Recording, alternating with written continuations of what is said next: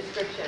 As you probably are aware from having looked at the text now for all this time, the Gita can be described at the very general, broad level as having two basic aims.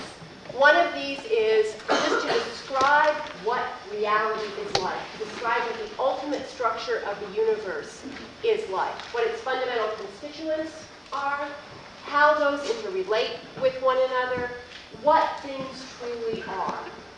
The second major aim of the Gita is to tell us what that means for us as human beings. What are we supposed to do about the way the world is structured?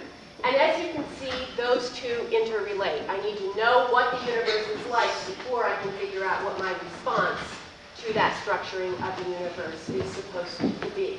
But that is pretty normal. Most religions do tell us what the world is like from the viewpoint of that religion, and then what our personal response is supposed to be. So let's take each of those in turn.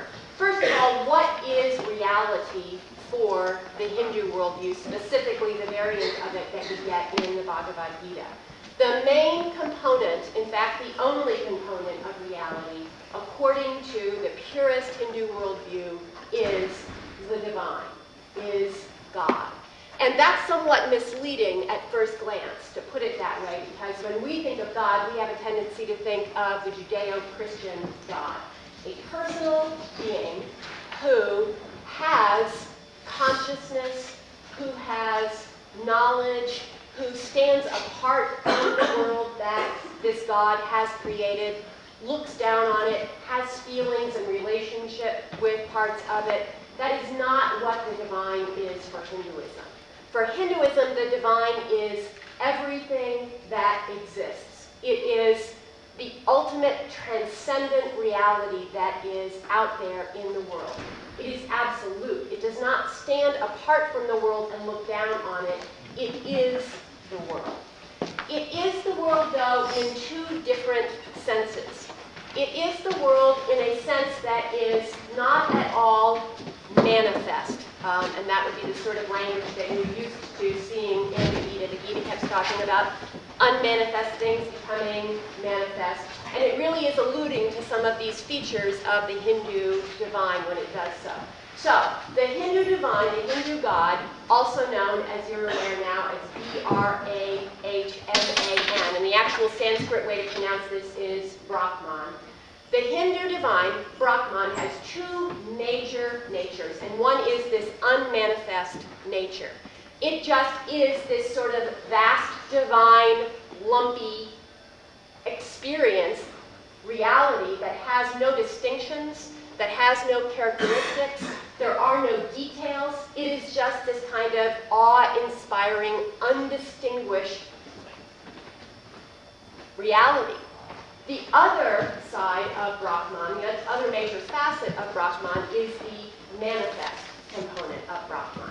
The manifest component of Brahman does have distinctions, does have details, does have characteristics, does have features.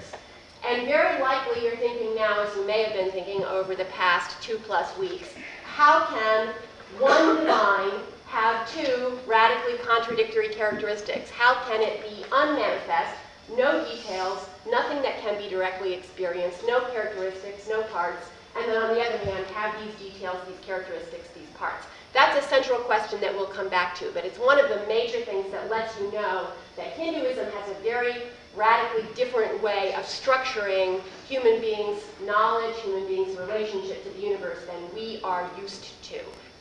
Very briefly, we in the West are used to saying you have to make a logical choice between either this or that way of looking at things. You can't have two contradictory descriptions of reality that hold true simultaneously. And that's what logic is for us. That's what rationality is for us. For the world of the Gita, for Hinduism, rationality has a very different characteristic. Rationality is both and. Rationality is syncretistic.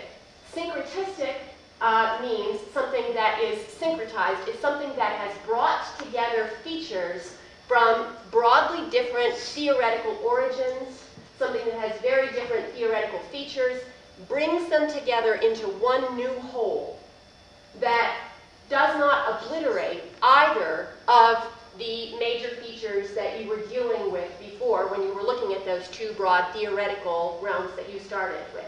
So we've got both Brahman's unmanifest nature and its manifest nature. They seem to our Western rationality to contradict with one another, but again, as we'll be explaining later, to the Hindu mind, to the Hindu worldview, rationality means bringing these two together and seeing how reality does have what look at first to be contradictory characteristics, and yet those can be held together in one. And ultimately, it is the divine, it is Brahman that holds them together into one.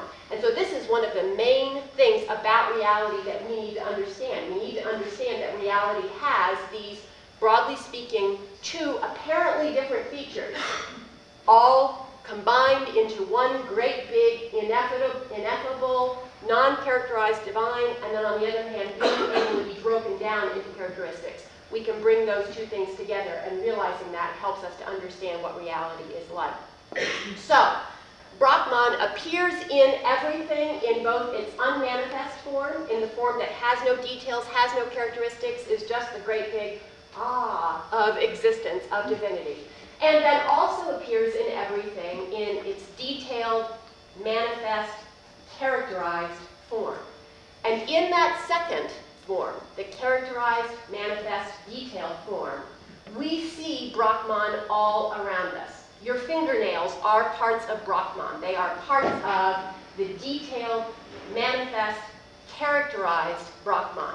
The chair, the floor, the ceiling, everything around us, whether it seems from our first perspective to be a high or a low feature of reality, an animated, human, animalistic form of reality, or an inert, material form of reality, or a morally good form of reality, or a morally bad form of reality, an aesthetically desirable or an aesthetically disgusting form of reality. All of these are equally parts of Brahman. Brahman, in its manifest form, is everything.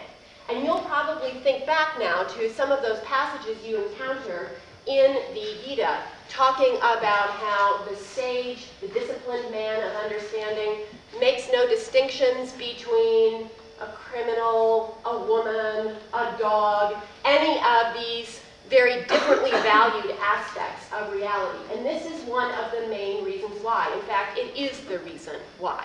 Because everything, whether it's something you would ordinarily plug your nose at or clap up and down with delight and joy at, all of these are equally parts of Brahman. Brahman in its manifest, characterized form.